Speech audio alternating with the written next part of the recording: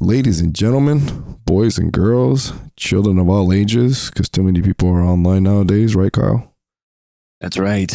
Welcome back to the Ed Namrok podcast. It's been a minute. I'm joined once again by Mr. KG from JESTER, Kyle Guerrero. What's up, brah? Not much, man. It's nice to be back. It has been a while. It's been longer than a minute, dude. Fuck. How many months? You know what? It's actually been since I believe the band did like some kind of acoustic number and over in Cliff's place. I think that was the last time we did it. That was a while ago. Oh, yeah, dude. I mean, a lot has been happening, and I don't know. The reason for today was I'm like, okay, one thing I want to bring this back because it's very informative, and there's a lot of things that's been going on that I didn't necessarily want to rant about anymore because there's really no purpose. The purpose for me now is to educate people as to what's really going on, not only in current events, but one of the big things is education.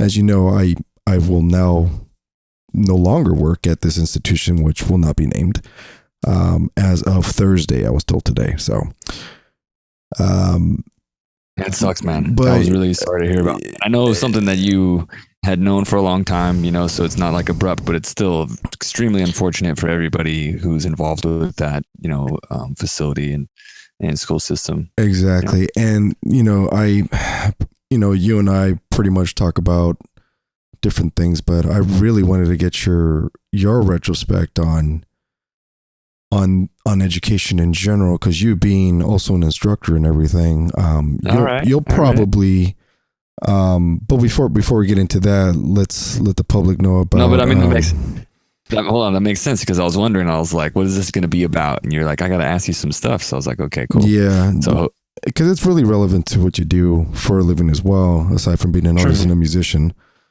But before we jump into that, I believe the band JESTER is also coming out with a new single in May, correct? That is right.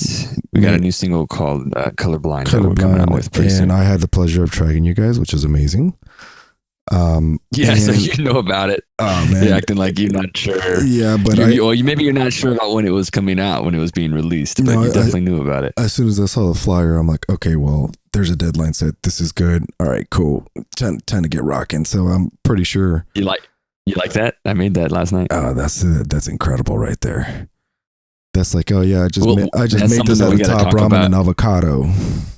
Let's talk about that for a minute. You know what I did, dude? I was like colorblind. I was like, I didn't necessarily want to make this song specifically about, obviously, like a Michael Jackson black or white type of storyline, but that's kind of the way that it went. The first thing I asked you when I asked you what the song was about, right? And when somebody hears that, you're like, okay, it's we're somewhat sort of like a political band. We're just mostly about like social awareness and stuff like that. So obviously that's the first thing that comes to mind. I was like, just fuck it. I'm just gonna go with it, So you saw the picture with the hands. There's a bunch of people with their hands in, and they're different, races.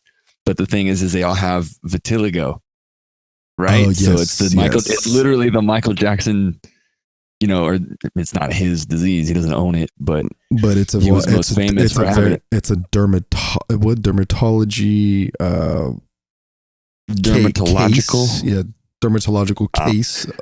I don't even know what word you would use, but I mean, yes. So the image is everybody's hands, and I just figured that would, be kind of representative of like, we're all the same. The color doesn't matter, I didn't think that I was going to end up going that road, but it kind of worked out for the image, and I feel like right away from the get go, everybody kind of gets a vibe for the fact that we are a social aware band, socially aware band. Right. Yeah. In which you guys are, because I've talked to pretty much every member present and past, and they've have somewhat of I'm not going to say a chip on their shoulder, but they've had some type of knowledge of not only political awareness, I guess you could say, but artistic awareness, which is important, which is also being lost, which we'll get into in a second. Cool. But that's one of the most admirable things I liked about the group, aside from you guys being a awesome bunch of guys. You guys have like we can start conversation any moment in time, whether it be mixed martial arts, whether it be the current campaign, presidential campaigns, which we'll rant off into later. But and of course music, art, and God, dude. But when you guys get into conspiracies, it is the most intriguing fucking thing I've ever fucking. I'm sitting there like, Cliff. Oh my God, I'm sitting there just, with my hands in my face like a little boy, going, "Tell me more." Like, tell me more. But educate me. But yeah, man, that artwork is pretty gnarly. I didn't think you were gonna whip that one up that quick, man. That was pretty good.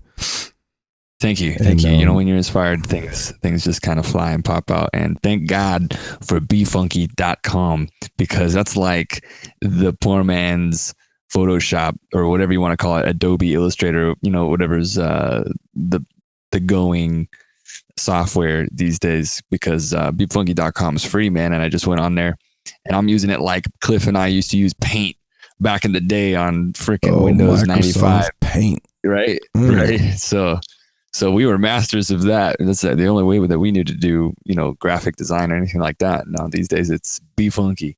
You can do so much with that programming. Wow. It's like, it's really cool. Well, I remember, I think it was the last EP Etches in Ether.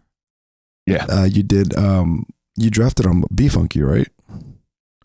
I did draft it on befunky, and then we sent that one out to Luke Reynolds. Mr. Luke Reynolds, shout out. That's right. And also shout out to Mr. Brian Cox. Yep. The Flare Light Films now. Don't mention the other thing. Oh, the other. Hush. Yeah. Anyway, when I first saw that name, I'm like, first thing I thought about was fucking Ric Flair. I went, woo. But anyway, so May this year, 2016, Colorblind via JESTER new single. I myself was privileged enough to track with these guys for actually I was gonna say the 1.5 time, because the other half was when I was tracking drums with Cliff at the old dungeon in Monrovia. Yeah, that's right. And Eder came down to help us out. Yeah, that was a while ago. But that's when you guys said, fuck it, let's go into Danny's place and crank it out. And I guess you guys had Justin on board already by then. Then you guys were like, okay, well, let's give it a go. And man, that came out great, man. Cognizance is probably, like I said, we'll get into the art part, but to me, it's probably the most underrated EP I have ever listened to. And I've showed other people, and man, they're like, this was 15 years ago. Thanks, man. Serious shit. Well, I mean, Cognizance wasn't 15 years ago. Cognizance was like it's 2013. Yeah, 2013. But what I'm saying is, and we'll get into it in a second, is that 15 years ago, it was like rabid fucking dogs hunting down raw meat, dude, for new artists and new sounds. Yeah, I remember being for sure. I remember being a part of that scene when I was working over in Hollywood, and I saw the whole rap metal like trend kind of get really, really hot, and then just all of a sudden, just as soon as people they wanted to start singing in their songs, like actually vocalizing, that's when the interest started decreasing. And one of the leaders of that was fucking Limp Bizkit. I remember that. But a band that I loved, though, I will say with no shame, a band that I loved, but I didn't continue following them after. Was it Significant Other? Chocolate Starfish. No, Significant Other was good. Yeah, that was a great album. Yes. Yeah. But my favorite was, of course, the debut of the $3 Bill. That's just, as soon as I heard that, I was like, holy shit.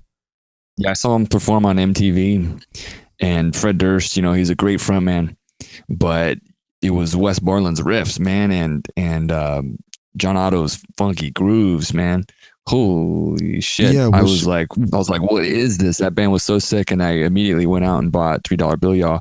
And this was when they were pushing Faith as their single, their very first song. And honestly, when I listened to that album, That was a song that I always skipped because it was just, it was weird. It was like, it was cool. They had their own, unique version on that George Michael tune, but I mean, there was so much more originality happening on that album. It was really cool at the time. It's still fucking cool to me right now. I'll listen to it, if it just happens to pop up. Sometimes I feel like I'm, listening to some old music, working out or whatever, because that gets you hyped.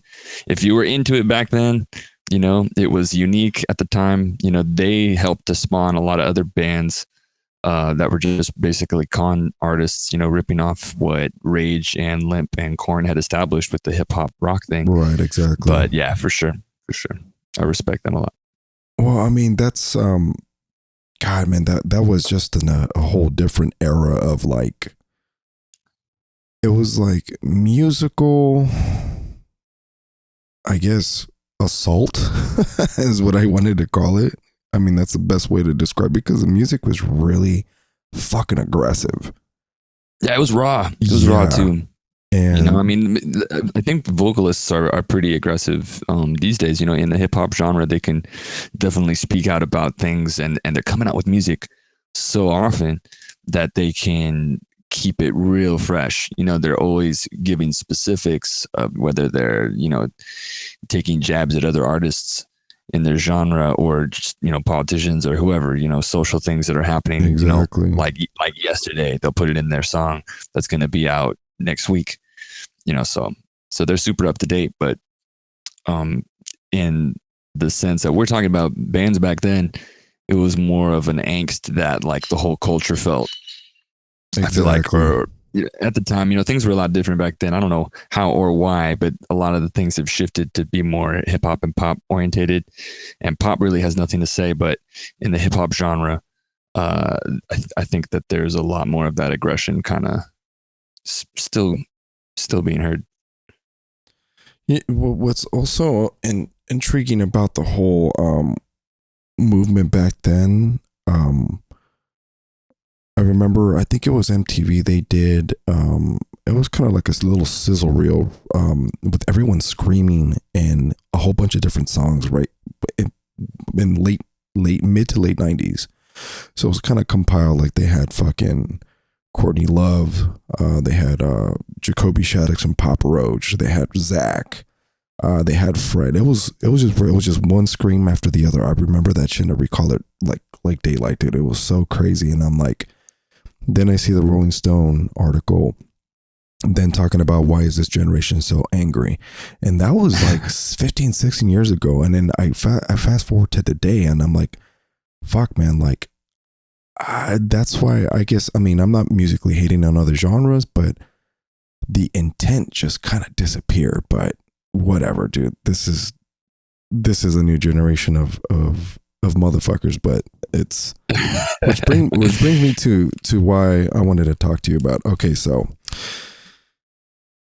as you know, I was a director. I'm not going to say of what, but that was my title at this school, and they specialized in music production and audio engineering. But what is this not to be named? Not to be named at all. I mean, I can because it's already public, but I choose not to because everyone is going to figure it out anyway. But everybody just wants to know about. And it sounds cooler being secretive too. Yeah, it sounds so much more attractive, dude. Like some 007 Sean Connery shit, you know. That's not what your mother said. That is not to be named. And which brings me to, okay, I'll briefly explain what that's what everyone wanted to know. What happened? Why is the school closing? Where did it go wrong? Well, I guess the stupid thing to do is to point fingers, right? I don't like doing that. The reason for I thought that's what we were here to do. Well, I want to, and I'll take jabs at people, but who are not, and I'll use pseudonames. I'm not going to use real names, but I'll use like Joe, Bob, Peter, Tom, Dick, Harry, whatever. Are we using fake names? Yes, exactly. Okay, so what did Harry do to Peter? when Dick wasn't around. Okay, Harry and Peter and Dick. All right, Harry, Peter, Dick. Actually, let me make up names with the first letter of each of these motherfuckers' names. Okay, so How creative. Corey with a K. Sam. Yeah, that's never happened. And Miguel. Corey, Sam, and Miguel. Okay, cool. Yeah, sounds about right. A long time ago, the school was named it was known to be a specific name, and it had a large reputation, and some of the heaviest hitters in the industry came out of the school, right? Yeah, man. So okay, that was established, and then I've seen the gold red. Exactly, and hence the founder, God rest his soul, he passes away, and in comes Sam. So Sam comes in and tells the founder's wife, "Hey, I want to buy the school." Cool. So there's two people that were included in the sale. They worked for Sam, which is the school that I work for now. Sam owns the school now. And there's 15 years of, success somewhat, right? There's an attractive level of enrollments. There's people graduating, doing what they need to do with internships, actually getting the first engineer job. Some people went on to win Oscars and Grammy Awards. Say, had some serious heavy hitters in the alumni, right? They did, man. Past tense. No, I mean not. It's just not saying that they ever did again, but instead of Mark McGuire's and Frank Thomas's and Jose Canseco's, they wound up getting like, I don't know, like Michael Jordan going out for fucking minor league baseball, Oh, I see what you're saying. The talent was there, but the skill was just, he should have stuck to his day job type of thing. Well, if that's not the worst analogy ever, but whatever. It's basically people were going to UFC, right? But then people were selling, they were going to King of the Cage or some shit. Which, there's a lot of good talent there in those types of leagues, but they never made it to the big time because they were never at the right place at the right time, whatever. Anyway, sure. There was this big marketing stint that when I first got hired there, I was told about. And before that, I was already working at another institution that I will not name at all, but I'll tell you that institution was just not the most attractive thing I ever worked for, and that's why I bailed on them. But there was more than a handful of money lost on that marketing campaign because of one particular hire.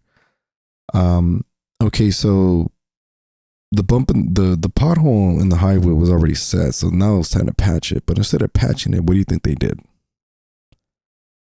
They didn't bring in the cement. No idea. Yeah, they didn't bring in the cement truck to fill in the hole. What do you think they tried to do? I don't know, man. These analogies are starting to get pretty heavy. Well, they took 10 of them to sit around the pothole and say, okay, well, how big is the pothole? Okay, it's this. Okay, what can we use besides concrete to patch it?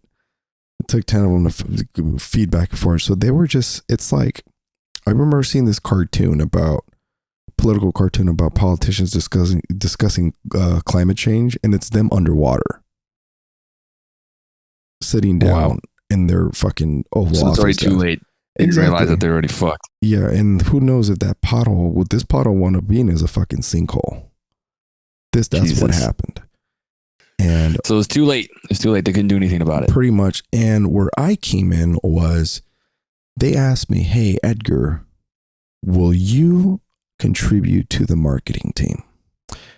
I said, Which yes. was basically a giant pothole. Exactly. I said, yes, I know there's a pothole. I know what to do. I can help. All I need you to do is pay for whatever we need. That's pretty much it. Because I'm not the one with the money. You are. Cool. Pay for whatever is needed to get the marketing and, back on track. Precisely. So, and they weren't willing to do that, were they? So Corey and his son, Miguel, Miguel runs the marketing team. So me and Miguel are working together, and Miguel is one intriguing motherfucker. Shiesty? Yes, in a sense, but the guy just loved to talk so goddamn much that I would have to cut my fucking conversation short just to go out and actually do my job, because I volunteered to help out with the marketing, right? Oh, you volunteered at this time? You weren't hired? No. You volunteered and then you took the job. Okay. I was hired. I was wearing 2 hats at this point. Sure. And then I took on the 3rd hat, which was to photograph this boutique school 25 times a week. I'm like, oh, okay. I remember you were doing their photography and putting their videos together. Right. And then, okay, how many goddamn pictures can you take of that small little school, right? So I'm like, That's when I said, hey, content is king. Let's step up our game. Let's get a good instrument, a good tool, a camera, and let's start recording videos of the students. My thing was to showcase the students the entire time. Yeah, you guys started doing interviews, right? Yes. And we even, JESTER was a part of that in one of the live workshops. I remember that, man. And I totally agree. That would have helped if you guys had some extra advertising and money into pushing some of that, get it, properly edited, show the students, show the band, show the quality of music that came out from that session, because Precisely. You got Dan Heck and Carter, what's his last name? Carter Humphrey. Do not forget that. I almost said Smith. Yeah, shout out to those 2 guys, man. Dan Heck, Carter Humphrey, my mentors, man. Absolutely phenomenal producers and engineers, and with them working on the tracks that we had recorded, along with the interviews, along with the students, along with all of that bitchin' equipment.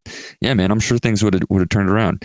The store that I work at right now is I feel like could benefit from the same kind of marketing and advertisement. Absolutely. But, because it's also boutique takes style. Money to make money. Exactly. Because it's also a boutique style of place. Yeah. Even though they have a pretty big location, I think, in Ontario, correct? They're expanding. Yeah, exactly. But you get the drift. And long story short, they made some very, very bad moves involving staff switching people around, promoting people out of the blue. Yeah, you got to keep those key players. Yeah, so if they didn't, and then I basically got voted off the island without being told. Oh God. So I said, you know what? I'm just gonna stick to what I got hired for, and that's it. Now the school's going under. But it sounds like they just gave up. It sounds well. What ended up happening was they felt like, okay, we're gonna teach you how to be a NASCAR driver 100% on a computer at home. Yeah, that's bogus. Yes, there's things about audio engineering and music production that you can learn on the internet, online, but I'd say about that's maybe like 10 to 15% of content, because it's software based. But when it comes to miking a drum kit up, checking phase on how many mics you're going to use on a guitar cabinet, those types of things is uncertain on a computer, because you have to actually physically be there and experience it and touch it and feel it and listen to it live. Absolutely. Even if it's composing electronic music, there's a lot of people that I'm sorry, go ahead. There's a lot of people that learn stuff, that do stuff online, which is fine, but if you actually want to get a professional mix, like and sum it through an analog console, then you can't replicate that online. You just can't. Yeah, you need that hands-on experience, and it just kind of goes back to what we were saying, that the scene has changed. The music industry is looking so much different. The complexion is completely electronic. And there's no real physical musicality to it anymore. How many of the artists that you hear on the radio today actually had recorded physically in person the music that you're hearing? It's going to be a small fraction, and it's one of the reasons why rock music in general isn't really doing so well. I feel like it's just it's dated because it's an older style of music. No doubt it's going to have a revival because all this kind of music just keeps getting recycled. Literally what you've been hearing on the radio for the past 7 years or more has all been 80s music.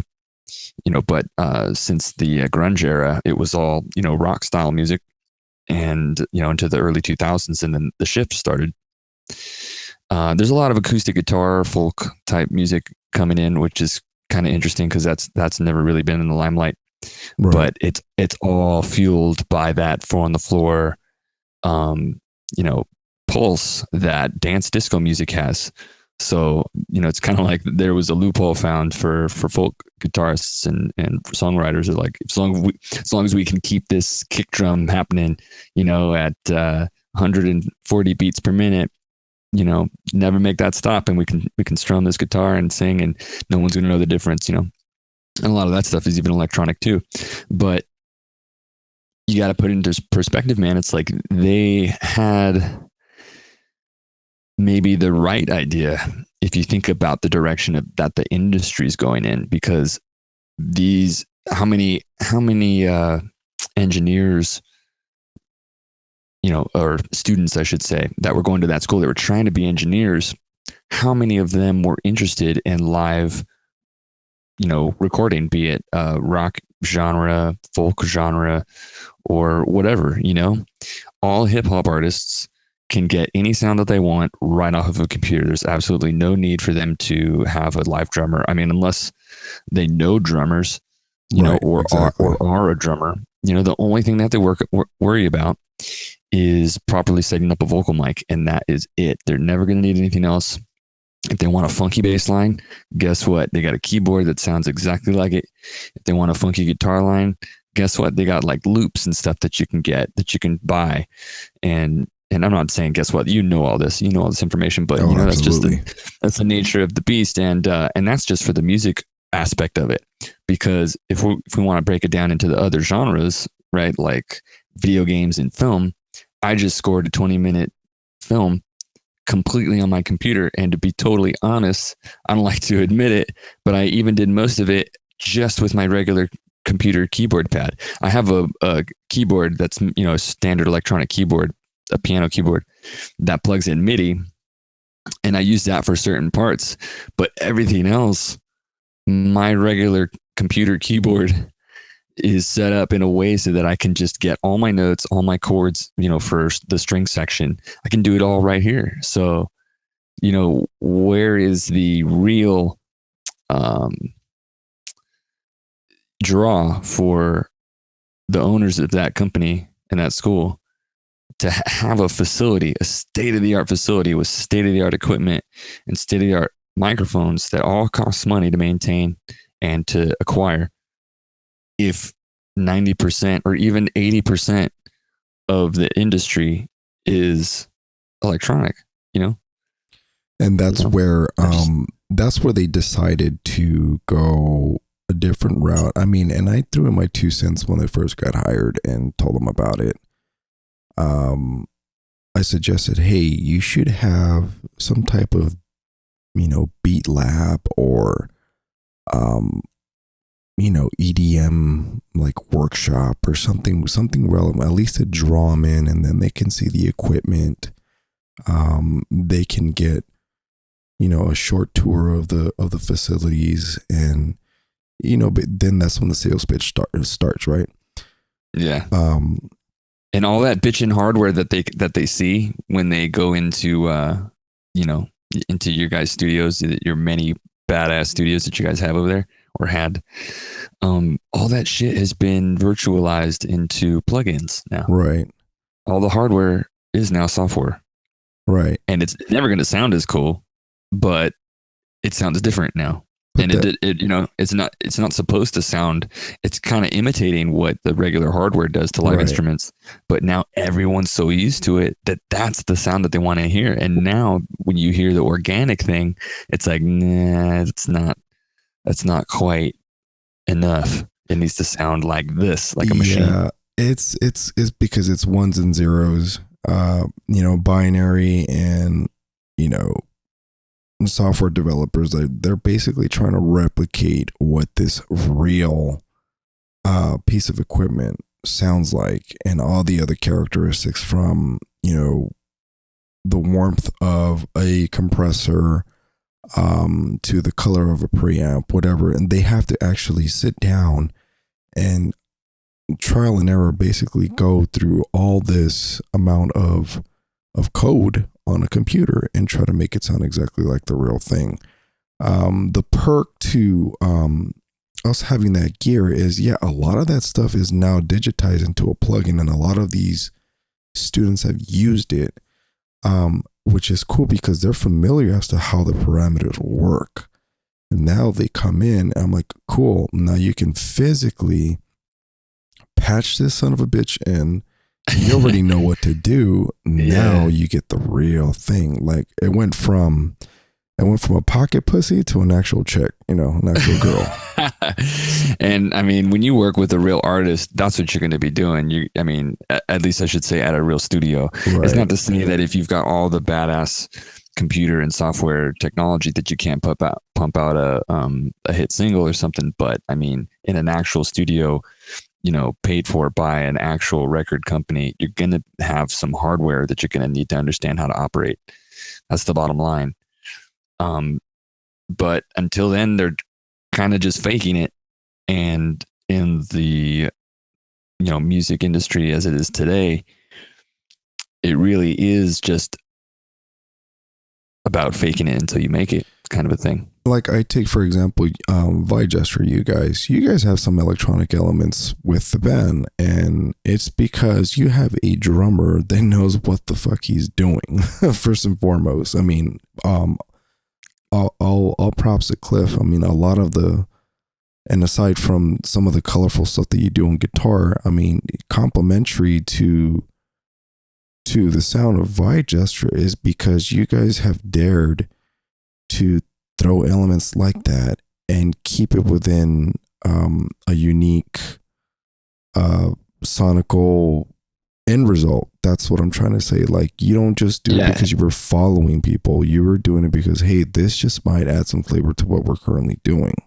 Thanks, man. And I mean, you know what, we pretty much just get those electronic ideas from the people who we grew up listening to. You know, Cliff gets his ideas from, I mean, not all of them. We have our own original ideas, but our influences are Tool, who, you know, the drummer for that band is Danny Carey, who obviously was a big fan of electronics percussion while he's playing, you know, because of his influences, you know, from earlier times. And then I was a big fan of Rage Against the Machine, who, you know, Tom Morello, the guitar player for that band, most of the crazy sounds that he got weren't actually from his playing, it was from his effects. And not to, you know, take anything away from his genius. In fact, that was more of a genius thing because the pedals that he was using weren't pedals that like he invented. They were pedals that were already out. He was just able to think. Yeah, he was just able to think of better ways, or maybe not better, but more unique ways to use them and put them together so that they have their own unique sound. And that's kind of that whole philosophy and that approach to having still crushing badass riffs and being able to throw in that electronic sound every once in a while. That's something that I picked up from him. You know, not intentionally. I'm not trying to sound like Tom Morello. I don't necessarily think that I do. Obviously, sometimes there are clear, you know, influences, but we're sort of trying to carry that torch, I guess, But to show people that, look, you can still play your instrument and you can still be good at that and incorporate the electronic thing. So you don't just have to strum a chord and then have your keyboard hit the sample button, and then and that's your whole fucking sound.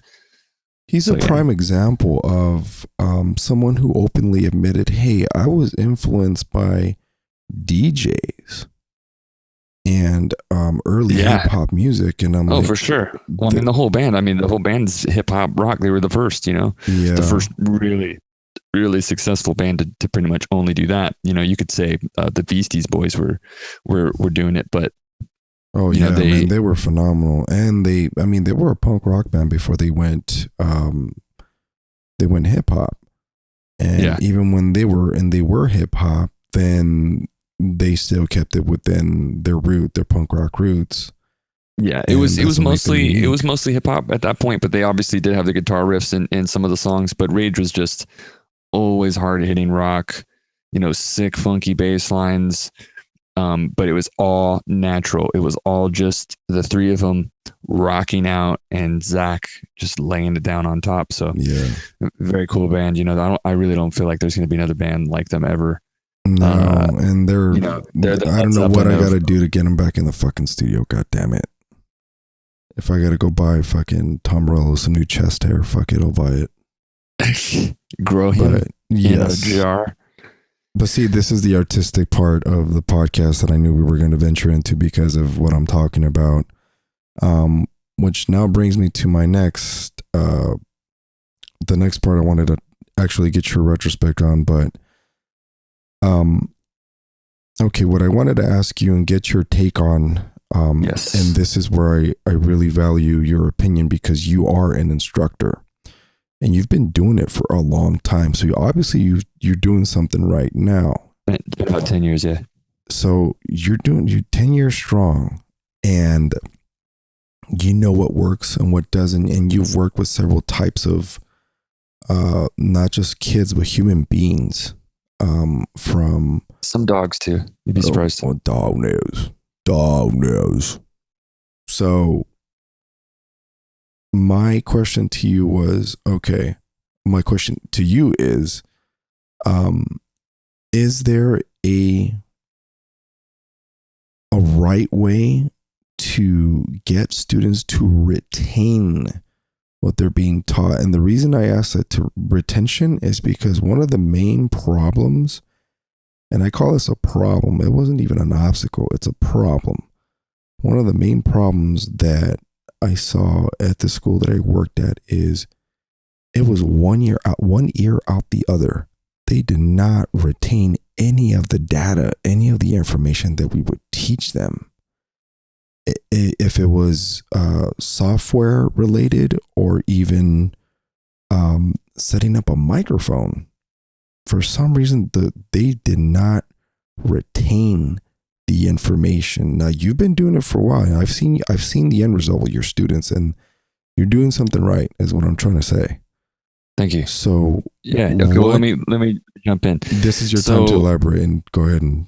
I gotta give first and foremost Dan Heck a lot of props, because when I saw him instruct, he did a lot of things right as far as what I understand as being one of the most fundamental things to really lay in that retention in a student when you're teaching something. Right. And the key is positive association. So what that means really is that you have to get whoever it is that you're explaining something to be enjoying it or motivated enough by the piece of information to always want to remember that. And that's the key. I know it sounds weird. It could be as complicated as anything. But if they, in that moment that you're explaining it to them, are in a state of pure interest, meaning they have a reason to be interested in it, because you tell them, oh, like if I'm teaching somebody, this is a riff that your favorite guitar player played. He did it just like this, or it's similar to something that, this drummer would do. your favorite drummer, he would do things just like this. And I saw him do it on a recording that you really like or whatever. You have to get them interested in it, number one. And then when you break it down, they'll be so much more interested and aware and focused that you can kind of gauge better where they're really understanding things and where they're not. So the teaching only takes place after you've boosted their interest.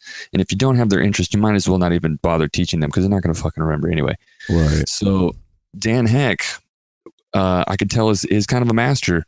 Not to knock any of the other instructors, they did their jobs well, but Dan Heck had my attention when he was explaining a lot of these things because he always associated it with a really funny story. So, and that, I don't know if that's just the way he is. Maybe he knew what he was doing. Maybe he didn't. I feel like all the best teachers always know what they're doing, but he was a natural, or at least he did it naturally.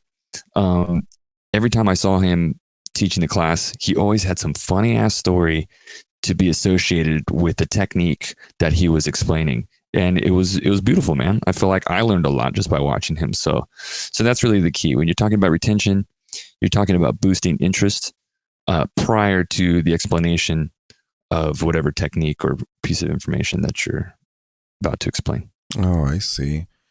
And you bring up a good point. It's I call it the why part of why you're there. Take playing guitar, for example. The first time I picked up a guitar, I knew why I wanted to play it. Why? Because I wanted to learn the entire Nevermind album on guitar and learn how to sing it at the same time. That was why. Your interest. So you had an extreme interest in learning all that because it was fucking rad, and everybody loved that when it first came out, man. It was such a good album. It is such a good album. And it's especially at that time because I'm sure when you wanted to learn it, everybody was talking about it. So it gives you even more reason to be like, man, I got to know all this stuff now so I can sing it for my friends or with my friends or just, have a good time because everybody's into this thing. That was your own kind of motivation, so to speak, Exactly. And my first instrument, of course, was drums. And the reason why I wanted to play drums was because I saw Neil Peart the first time on television, and I was like, holy shit, I want to be able to do that. So I had a purpose. I had an intent. I had an internal drive to want to do something. That's all I need. So I'm very inquisitive about today's generation. You can't scold them about this stuff. You have to be, you have to ask them. You can't tell them anymore.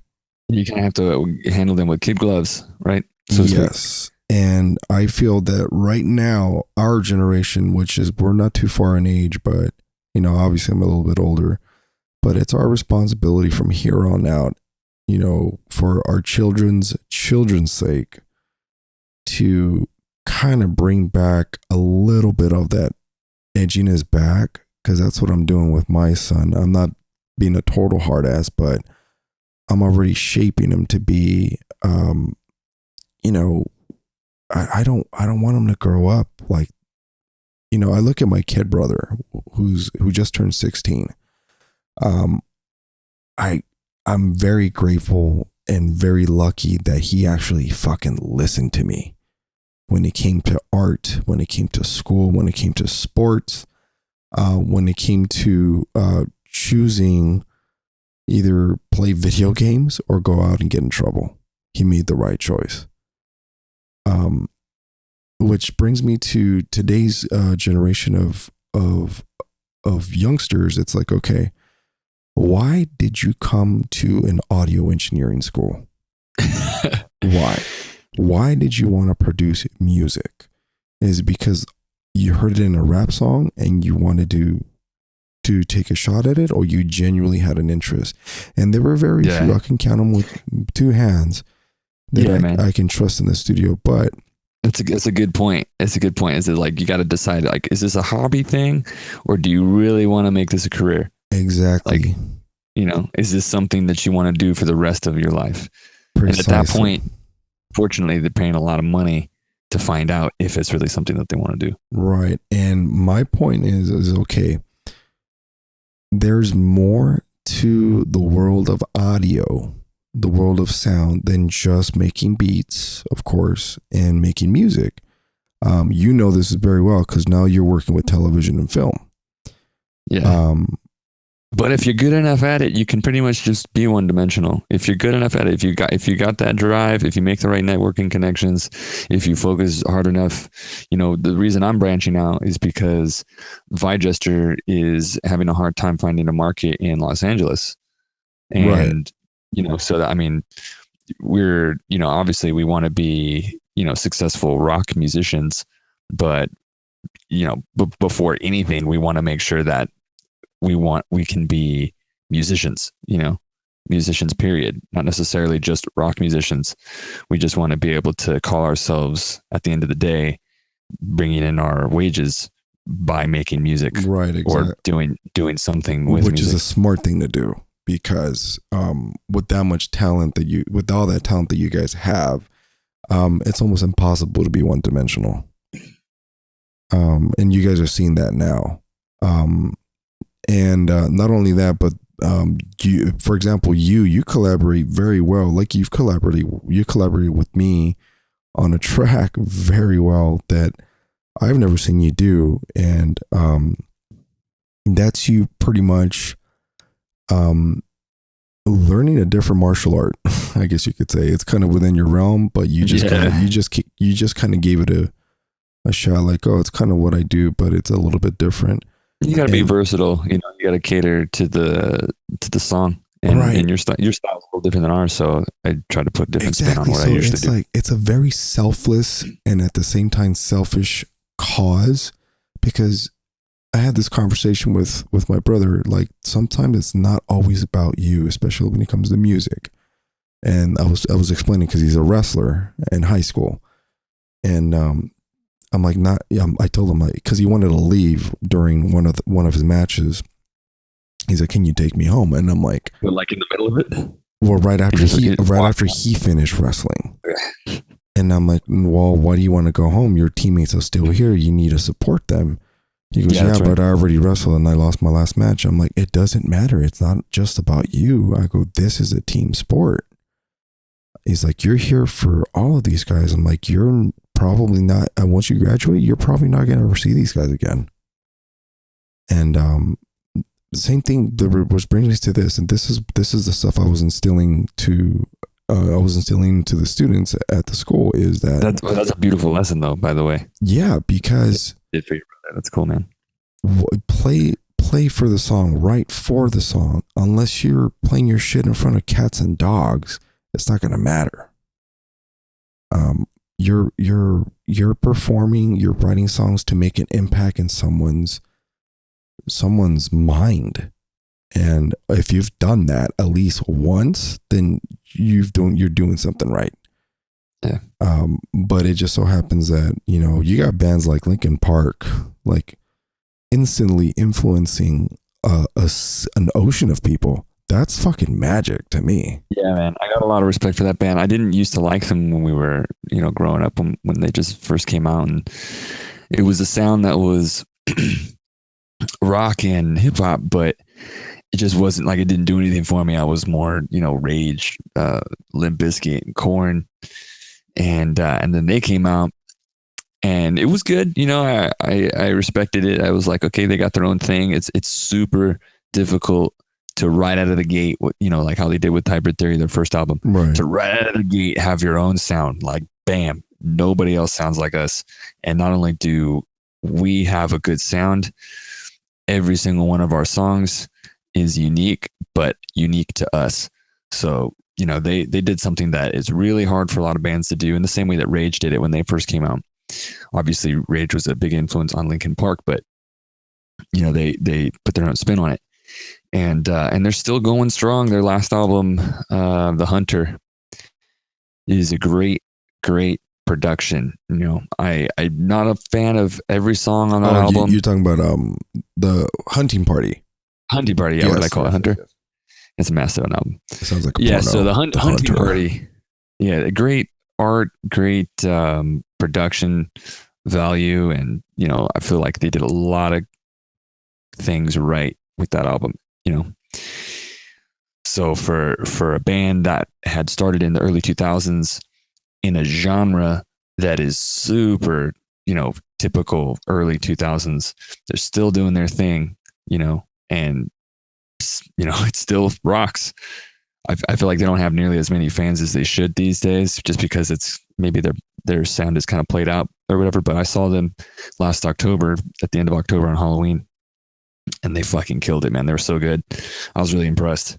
Yeah, I saw them at the Hollywood Bowl with 30 Seconds to Mars. Oh, it's cool, man. How was that show? That was probably one of the best shows I've ever been to be honest with you. That's and awesome. that was just 30 Seconds to Mars opening up.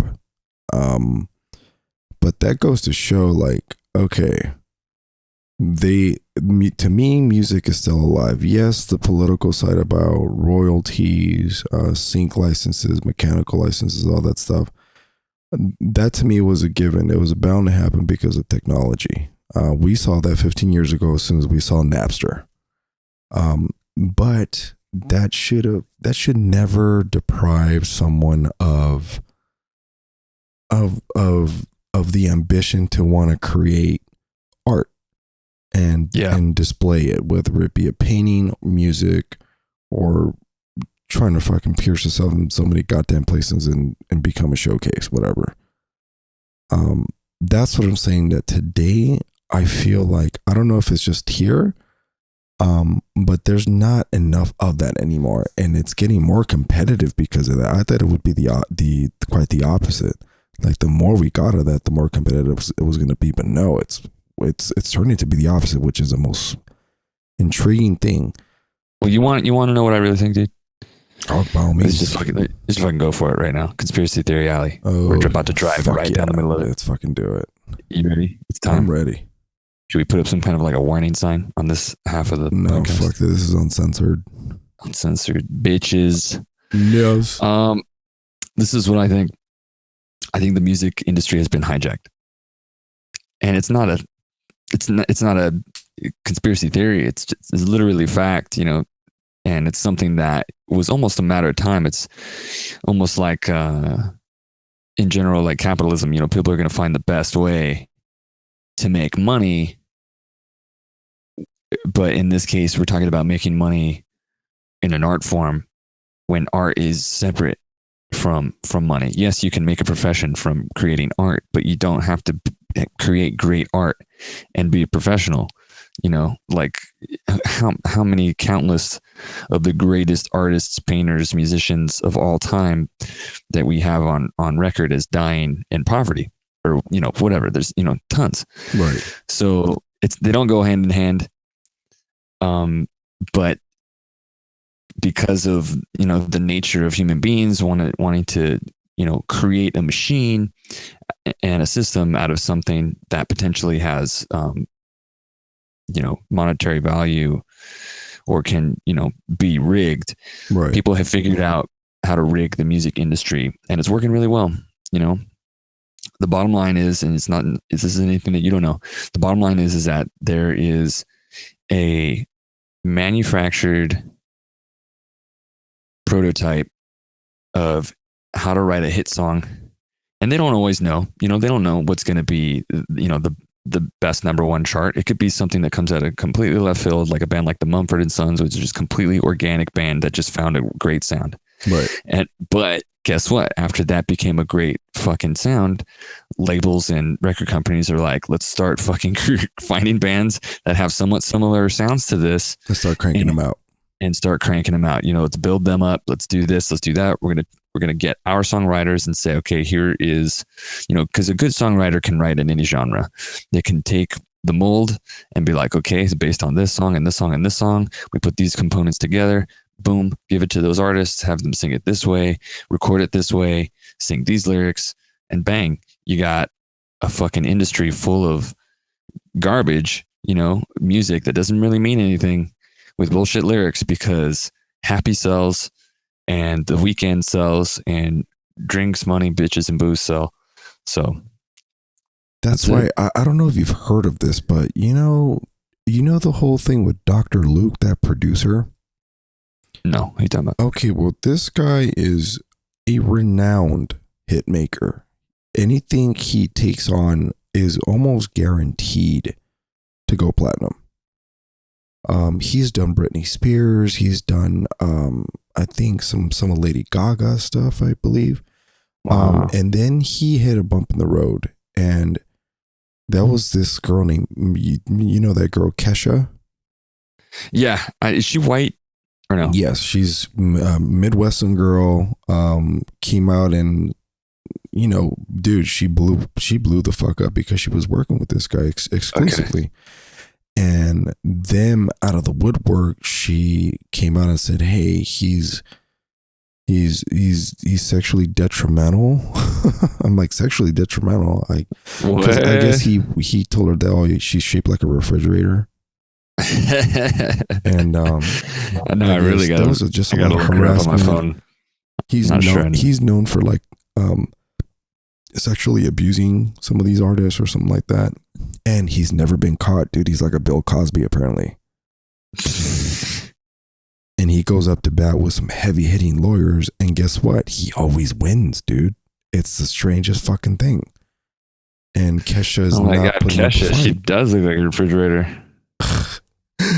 And yeah, apparently I like you'll find it quick if you research it, but apparently he's like the Lucifer of pop music or some shit. That's what everyone's saying. That's impressive though. But yeah, that's the kind of shit like you're talking about hijacking. I think someone's got to do it. He's one of the guys. He's one of the front runners. I think the other guy's P. Diddy, to be honest with you. Dude, there's not a lot of full body pictures of this chick. It's so funny. No, and he has apparently all this money to pretty much end her, not her life, but just end her career period. Like he can make her just completely disappear and have everyone forget about her. That's how powerful I guess this guy is. Wow. And I just want to say for the Kesha lovers out there, I ain't hating. She's a beautiful woman and she has nice curves. But you wouldn't. I mean, hell yeah, I would. You would? Well, how many beers? No beers. Really? You do it with a glass of water? I do it with no water, no beer, or no lube. Wow. At least some Gatorade, dude, because you're going to be dehydrated after that. And you probably just do it because she's a superstar. Super fridge. Wow, super fridge. That is fucked up. So yeah, so the whole conspiracy, music industry thing, I don't really mean like, there's a greater power taking over the industry. And you know what? Maybe there is. But I just feel like the greater evil power that has taken over the industry is just greed. It's not actually artists. It's corporate interests, people who can find these crazy patterns and figure out how to generate money, like as if art were a fucking, I don't want to say cow you can milk because that's even worse. Right, exactly. You know what I'm saying? But I mean, that's almost the same thing. It's like, my particular views on shit like that. I feel like, cow's an animal and we're kind of abusing it in a way. It's if you want to create a nice natural relationship with the cow and milk it like back in the old days, that's fine. But to mechanize that whole system is gnarly. Cows are basically just products, which I feel like that's wrong. And art is the same. It gets the same kind of treatment these days. So it's fucked up. Where's the humanity? Damn, art's like fucking cows, dude. That is crazy. Yes, I watched Cowspiracy, so I get your analogy now. Isn't that rough? Yeah. But cows, again, I don't think cows should be treated that way either. Do I drink milk? No. Do I eat eggs? Yes. So I'm sorry for the chickens. Well, they're the reason why our water's going away. So fuck them. Fucking ranchers. God damn it. Wasn't there something else you wanted to ask me? I felt like we had. Lastly, what I wanted to ask you was, because you pretty much spoke your mind about the whole, that's really what I wanted to get out of you. Mainly was how to get a pupil, right? Sure. How do you get a student interested in stuff? Okay, so you want to jump back onto that. Like I said, it was just association with something that interests them. And they might not even know that they're interested in something. But if you get their mood and their whole vibe and you get their energy up somehow, some way, you have to get to these kids before you can get through these kids, you know? So I don't know if that made any sense, but you basically have to generate an attitude for learning before you can generate the actual learning itself. Right. It has to come, I guess, naturally. There has to be like a sense of urgency to want to learn something. No. Look, in my experience, if you press that, if you try to get them to feel like it's got to happen now, that's a stressor. Right. There can be no stress involved. It has to be free and it has to just happen, or at least you have to make them think that it's just happening. In your mind, you know that there is some pressure happening, especially in a situation like with, at Pinnacle, when you're in any kind of college where there's tons of money being thrown at the schools. Who cares if you said the name, by the way? Yeah. People are going to figure out what I'm talking about anyway, but. So you know what I'm saying? Where they're throwing money at these schools, a lot of money that they're going to be in debt for a long time if they took out a loan. I don't know if their parents or whatever paying for it. Maybe they worked real hard and paid for it themselves. But there is a lot of pressure on the teacher to make sure that they're pumping out happy students, so that they get good feedback and the students tell their friends and yada, yada, yada. There's obviously pressure on the students themselves because they know how much money they put into the education. But you don't want them to have that stress. It's the teacher's job to have the experience and the know-how as an instructor to be like, let me take the stress on. I know it's important for you. I'm going to do my job, do my best. Put your trust in me. We're going to get this done if you follow the method that I have created. And there is a difference between a talented, you could say like a specialist, like I could be considered a specialist at guitar. Right. And then the guys it's like a doctor. Sure. You've studied for many years and you have expertise. And then, or the guys at your school, those instructors, they have expertise in recording and engineering and production.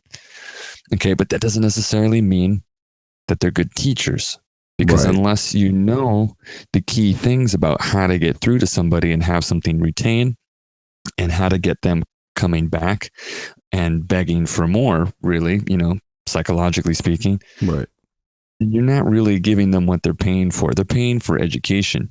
They're not paying for just fucking information, because guess what? That's what you get when you pay for fucking online courses.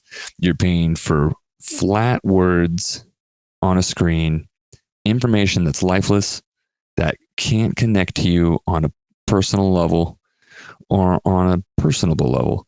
It's not going to fucking make you smile reading information on a screen.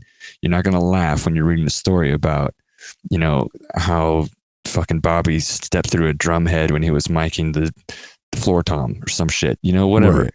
You got to make those associations to generate the interest, in a positive way.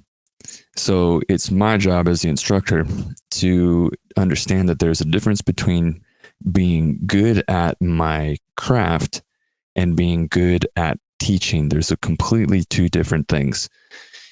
You know what I mean? Like, I can teach fucking anything. I can teach anything. Do I know everything? Fuck no. But you give me something to teach, I'll read it. Give me 10 pages of something. And if I can understand it, then I can teach it. You know what I mean? Right, exactly. I'm talking about teaching. I'm not talking about explaining, Obviously, I can't say I can read fucking 10 pages of rocket science and then be able to teach it to somebody, because I'm not going to be able to understand it. I'm saying if I understand something that I don't already know now, I would be able to teach that to somebody else, because I have studied, I've got those teaching skills. But that's the difference, between a good teacher and someone who's just explaining. Right, exactly. Which makes a lot of sense because I've heard that, for example, from Carter, I've heard it many times, and Dan Heckes too. I've heard it from him as well. That the ones that don't know how to teach, they can't teach. They make laws about it. They make rules about it because they don't know how to do it. So because they can't teach, they're going to tell you exactly how you're supposed to teach. And that's where the restrictions come. And but I know a lot of teachers go off script, which is great. And that's teaching kids how to be unique and think for themselves and not necessarily follow the status quo. Absolutely. That's a huge part of it too, is that we have no fucking we don't even have a glimmer of that piece of the puzzle that is learning how to learn. Yeah. But there's none of that. If you want to be a teacher, go learn how to teach. Don't get more information about the craft that you already know. Right. Learn how to actually teach somebody else to get through to them. It's a psychological thing. But we have nothing in our education system that has anything to do with how do you learn, how to become organized, how do you really prioritize, at least in fucking high school where that shit really matters. We didn't learn any of that. We didn't learn any of it prior. I'm sure in college there are fundamental classes where you can learn about things like that, but the psychology of learning, that needs to be something that is not only a part of the everyday curriculum in high school. It should start to get implemented somewhere in middle school, I would say, because everyone not everyone learns the same. Everyone learns differently. That's another thing that was stressed a lot at that school. Exactly. That's a key. Once you start down the road of figuring out how to learn, you're going to understand more about yourself, meaning you're going to understand your pros, the things that you're good at learning, right, and then your cons. And depending on what it is that you want to do, your desire, your dream in life, you can either just keep emphasizing the pros or you put more time into the cons. Not that it's a con, just it's more like a weakness. Exactly. It's something that you're not as strong at. But kids these days, they're so fucking lost about that because we're trapped in learning general education, right? Even 2 years or more into college, which is the most bogus money trap I've ever heard in my life. It's like, obviously when I grew up, I always wanted to be a musician, but there were just not enough avenues for me to do that. It's like, what am I supposed to drop out of high school, right, and just right from the get-go go to a specialty music school? Maybe I should have done that. But would I be in any different of a position now? Yeah, probably. Right. But that just wasn't an option. There's just nothing, there's nothing out there like that. It's just for the hustlers. Right. Exactly. And that brings me to my next point, but which is what I remember now, because we got about 20 minutes. Okay, the presidential race. Oh yeah. The reason I ask is because we're talking about education. And to be quite frank, I mean, I know I'm registered as a Democrat, but I have voted Republican before, and I haven't done it since. And the last person I voted Republican was Arnold Schwarzenegger, and everyone knows how that turned out. And I'm very bipartisan when it comes to a lot of these things because of there's so many isms that I think both parties are equally as crazy.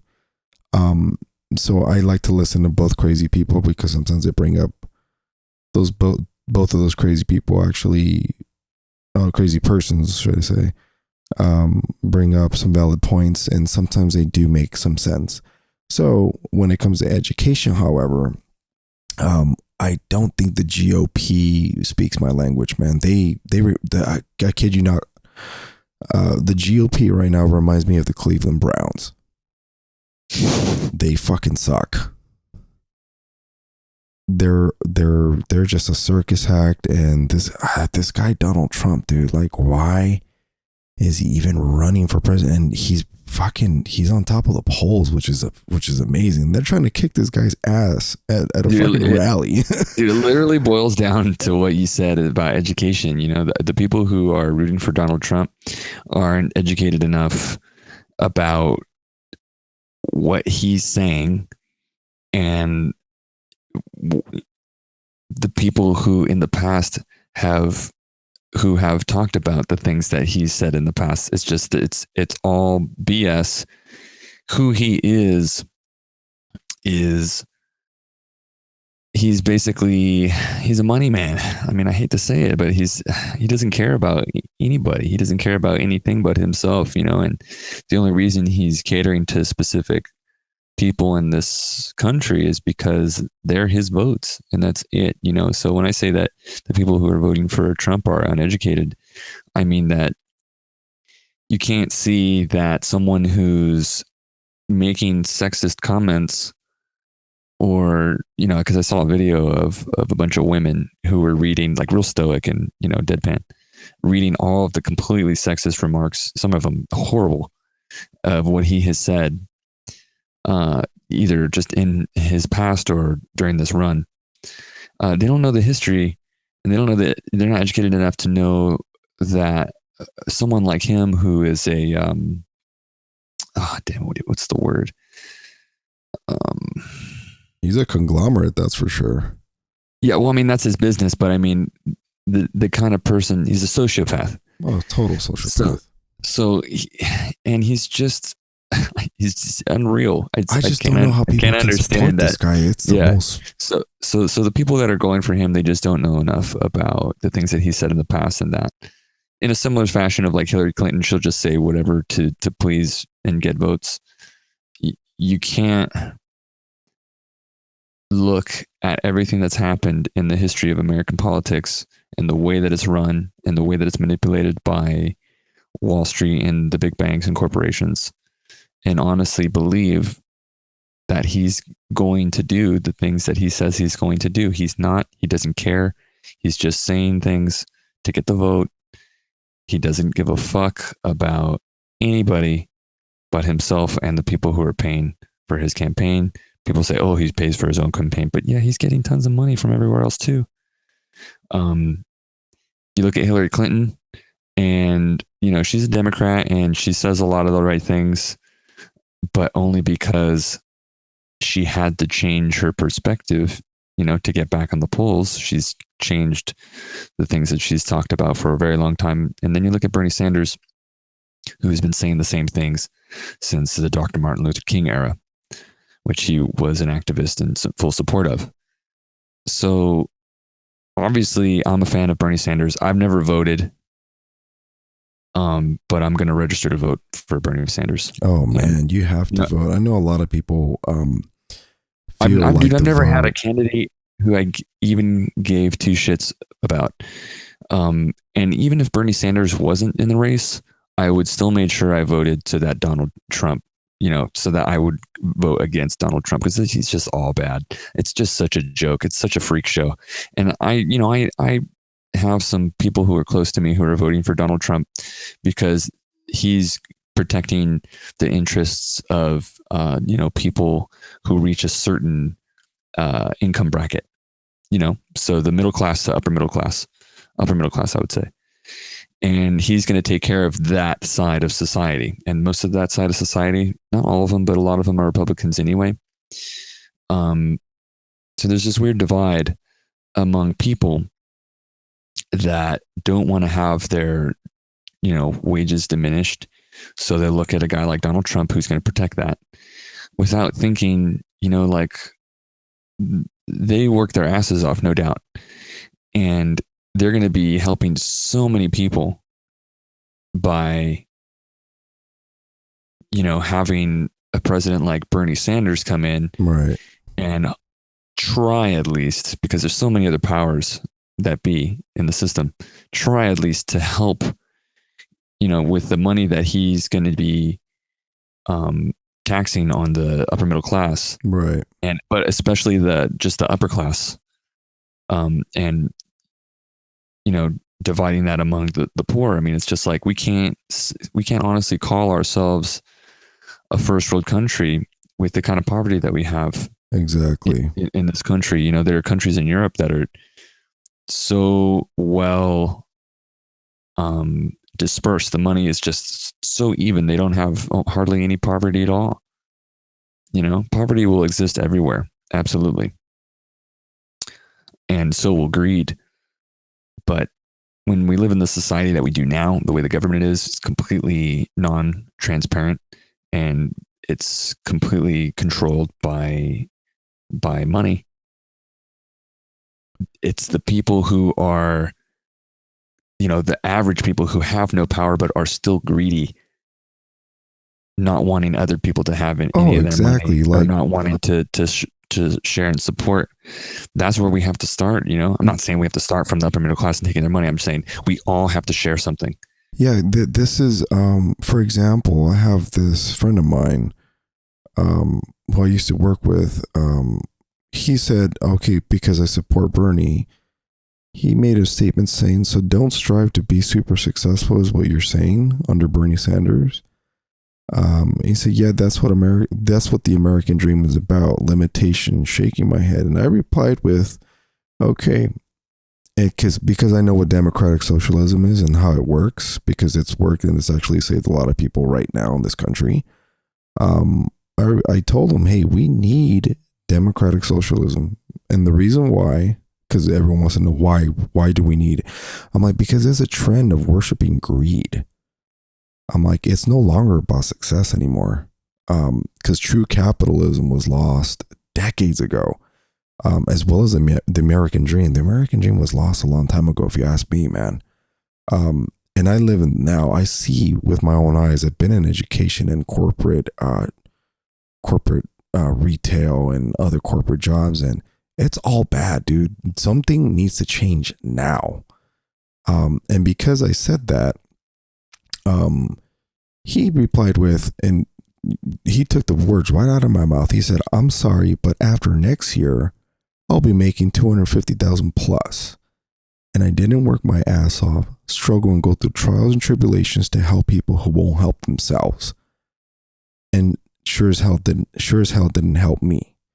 If earning what I got and now wanting to be forced to share with others less adequate than myself is wrong, then I don't want to be right. But you know what? I actually told him exactly what you just said. I'm like, dude, we can't call ourselves a first world fucking country with the amount of shit that's going on right now. Look at Detroit. Look at Chicago. Look at Skid Row still to this day. You really think that that's the American dream? Come on, man. Yeah. And to top it off, dude, the middle class is people. Some people just feel like with all their sacrifices and personal sacrifices and things like that, that they deserve to be on top, and they do. They have every right to have the things that they have. But at what point do you ask yourself, can I be humble enough to give back a little? Like where you don't have to, be that kind of person, that's fine, whatever, you don't feel like giving anybody else anything that you have, that's fine. But that literally represents everything that's wrong with the country. If we would learn to have a more humble approach and a more gracious approach to sharing with our neighbor, so to speak, then we wouldn't have the 1% of the country owning 40% of the nation's wealth. Right. So it's that kind of attitude that has created the problem in the first place. And I mean, and to think like they can, what they don't think about is, man, you can lose that money you can easily lose that money even if you invested. You got to be fucking careful. That's why, I mean, even this asshat fucking Donald Trump went bankrupt, and yeah, he worked his way back up, but I'm almost positive, dude, he had to fucking hire cheap labor. He had to rely on some other government sources. Democratic socialism, I guess I'm assuming helped them out a lot, because that's what bankruptcy helps you out because of that, and it's a law. You can declare bankruptcy if you don't have any fucking money to pay anything back, and it fucks you up. And guess what? You get a second chance to get rich again, dude. Come on. But bankruptcy is a little kind of a wild thing. Very wild. Yeah. I mean, the whole bankruptcy wouldn't exist if we didn't thrive on a society that was based on credit in the first place. Exactly, because debt equals money. Money equals debt. Everyone knows that. Yeah, there's too many things that are wrong with the way our society works to be like, well, if everybody would just share, things would be okay. You know, I mean, it's like it's way beyond that at this point. You know, like, I'm not trying to hate on people for trying to get ahead and trying to, you know, do their own thing, and stay ahead. You know, whatever. If that's you, do you. But, you know, do unto others as you would want them to do unto you. And if, you know, if you have that mentality, and then there's somebody else who's on top who has a, potential or possibility to fucking squash you, and he takes that chance and does it because that's what he knows, and he lives by that same sword, then who are you going to be mad at, you know? Exactly. We obviously haven't learned anything from the Japanese, you know that? There's a reason why that country has been so damn successful for decades, man. It's because their motto is not, I think, therefore I am. Their motto is, I think, therefore we are. That's beautiful. That's what makes them so damn successful. Seriously. Yeah. And we don't think like that here. Yeah, it's about community, and there's really no sense of community. Honestly, I feel like that's really what it all boils down to. There's literally no sense of community in America partly because of the fact that we are a melting pot society. You know, in Europe, those countries are predominantly all whatever country they're from. They're all Austrians, or they're all Swedish, or I'm sure there's a mix. You know, like you get into France and London, there's tons of different cultures and races in those countries. But in America, we have so many zones. You know, we've got little Armenia, we got little China, we got little Tokyo, we got all these different things, all these different cultures, these different kind of people, and there's not really any sense, especially in Los Angeles. There's no sense of camaraderie or brotherhood, you know, and I don't know about any other state than California, but I have a feeling that kind of rings true throughout the rest of the state, onto the East Coast probably as well. And for whatever reason, the Caucasian race feels like they're the most, what's the word? Entitled. Privileged, entitled, you know, like why? Yeah. Because you were the first to get rid of a bunch of brown people, and now you want to make America white again. Like, wow. Yeah, you know? Exactly. So the real problem is there's no sense of community and society, you know, of trying to help each other out for the greater good. You know? Exactly. But whatever. I mean, we can't all be fucking peace and rainbows and shit. You know, we need a consciousness shift before we can have any kind of real political change. We need people to wake up and say, wait a minute, everything's fucking wrong with this system. The money system, the fucking political system, the health and food system, the medical drug system, right. The education system, the job system. Everything is fucked because how law enforcement and fire departments make less than some of these dudes that work at Walmart, dude. And what did that all base from? Why did all of that shit happen? Because unlike in the native societies where it was exactly that, it was a society where we all worked for the greater good of the community. People started to say, hey, I'm going to branch out. I'm going to do me. You do you. And, you know, when I make it, I'm not going to fucking help you out. I'm just going to keep going as high as I can. And because money You need money to make money. When I start making that money, I'm going to keep making money. I'm going to keep making money, and I'm going to keep getting smarter. And I'm going to hire people who know how to fucking weasel every cent out of your wallet without you knowing. And I'm going to fucking get psychologists to make marketing campaigns that make you think you're making a good decision in this move, but you're not. And it just multiplied and multiplied and multiplied. And every fucking system that we have right now is based off of that mindset of greed and selfishness. Yep.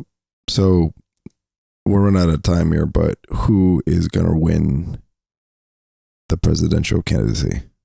Probably, and I hate to say it, probably Hillary Clinton, but I'm going to vote for Bernie Sanders. Yeah, I'm voting for Bernie, but I have a feeling Hillary's going to win, dude, because that's going to be another, we had a black man in office. Now we're going to see a woman in office, and those two were BFFs. Everyone knows the story between them, but we're running out of time here. I just wanted to say thank you again for tonight. This is the first of many. We're just gonna. I plan to do this a lot now. Cool. But 2 times a week, yo. So again, guys, May of this year, 2016, Colorblind by JESTER. The first or second week of May. And be sure to check out vijester.com, subscribe to their events, subscribe to their newsletter, pick up Etches and Ether and Ether, right? Ether, Etches and Ether, like the fucking drug, huh?